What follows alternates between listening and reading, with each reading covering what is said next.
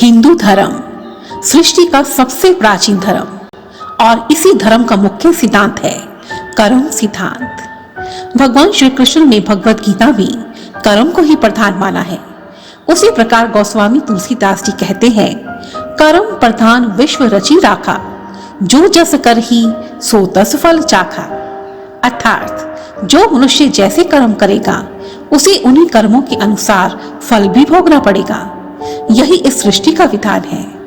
कहते हैं कि ईश्वर की न्याय व्यवस्था बहुत सुदृढ़ है। ईश्वर या कुदरत या हमारा यूनिवर्स आपको वही वापस करता है जो कि आप उसे देते हैं। अर्थात जो मनुष्य बुरे कर्म करता है उसे यह कुदरत उसका बुरा फल प्रदान करती है, और जो मनुष्य अच्छे कर्म करता है उसे उसका शुभ फल ही प्राप्त होता है। धन दौलत, नेम फेम, सुखी परिवार, समाज में इज्जत, यह सब हमारे अपने ही कई शुभ कर्मों का फल है। वहीं दूसरी ओर पीड़ा, दुख, बीमारी, रोग, दुखी परिवार, अकाल मृत्यु, यह सब हमारे अपने ही पाप कर्मों का फल है। हमारे द्वारा किए गए पाप कर्म हमारे शरीर में गंभीर रोग अथवा बीमारी लेकर आते हैं। तो आज की इस वीडियो में हम जानेंगे कि किस पाप कर्म को करने से कौन सी बीमारी होती है। गरुड़ पुराण, जो कि हिंदुओं के 18 महापुराणों में से एक मुख्य पुराण है। इस पुराण में व्यक्ति के कर्मों के आधार पर दंड स्वरूप मिलने वाले विभिन्न नरकों का वर्णन किया गया है। इसी गरुड़ पुराण के 5वें अध्याय में एक कथा का उल्लेख मिलता है। इस कथा के अनुसार एक समय गरुड़ जी भगवान विष्णु से कहते हैं, हे भगवान, जिस जिस पाप को करने से जो चिन्ह प्राप्त होते हैं और जीव जिन जिन योनियों को जाते हैं, वे सब आप मुझे बताने की कृपा करें। यह सुनकर भगवान विष्णु ने कहा, हे वत्स, किस पाप से कौन सा चिन्ह प्राप्त होता है वह सब मैं तुमसे कहता हूँ। सुनो वत्स, ब्राह्मण की हत्या करने वाले को क्षय रोग हो जाता है। जो व्यक्ति किसी सांप या चूहे के बिल को बंद कर देता है और वह सांप या चूहा सांस घुटने से मर जाता है, तो अगले जन्म में उस व्यक्ति को श्वास संबंधी रोग जैसे कि अस्थमा अथवा फेफड़े का रोग होता है। जो व्यक्ति दूसरों के साथ विश्वासघात करता है, अर्थात जो व्यक्ति किसी दूसरे की पीठ में छुरा घोंपता है, अगले जन्म में उसकी पीठ पर गंभीर खुजली का रोग हो जाता है।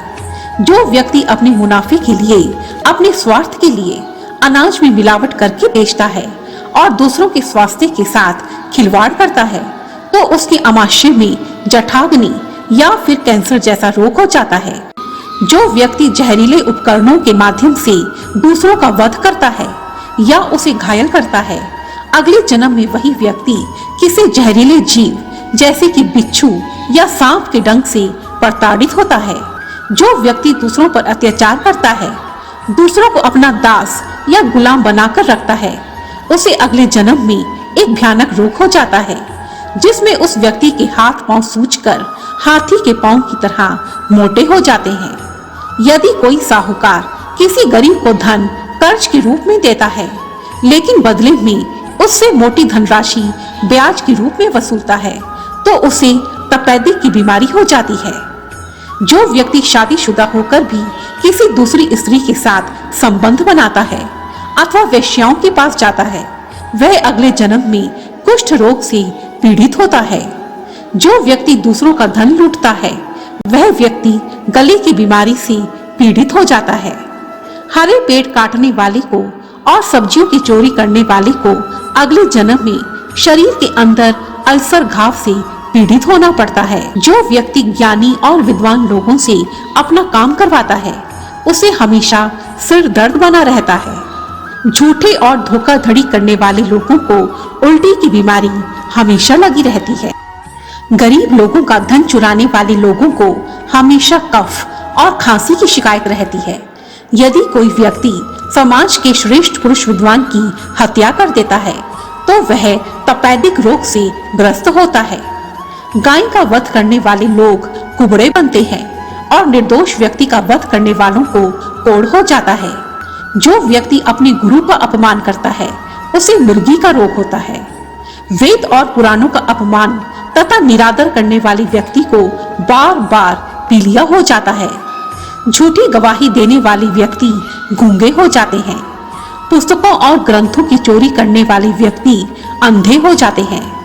गाय और विद्वानों को लात मारने वाले व्यक्ति अगले जन्म में लंगड़े बनते हैं। दूसरों को कटु वचन बोलने वाले व्यक्ति अगले जन्म में हृदय रोग से कष्ट पाते हैं। जो व्यक्ति सांप, घोड़े और गाय का वध करते हैं वह अगले जन्म में संतानहीन बनते हैं। कपड़े चुराने वाले व्यक्ति को चर्म रोग हो जाता है।